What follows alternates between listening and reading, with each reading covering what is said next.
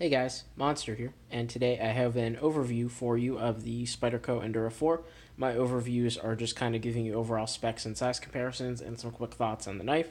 So to get started on that, it is 8.75 inches overall with a blade length, an overall blade length of 3.75 inches with a cutting edge of 3.4 inches. The weight on it is 3.4 ounces. It was made in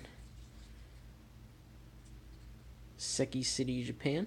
I don't know if that's going to want to focus for you guys. There we go. Seki City, Japan.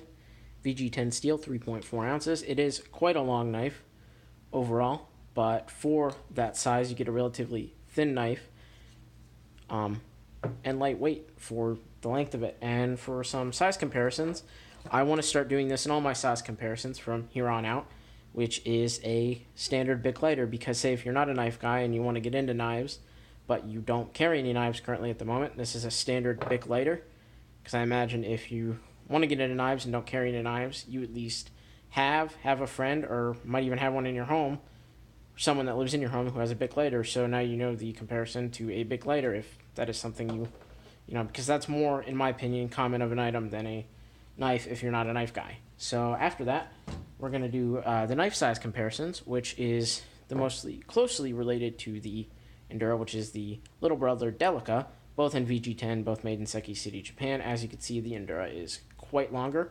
So there is the Delica size comparison. And then we have another very popular Spyderco model, my favorite Spyderco model, the Paramilitary 2. Relatively similar in blade length, but better steel, which is S30V, compression lock.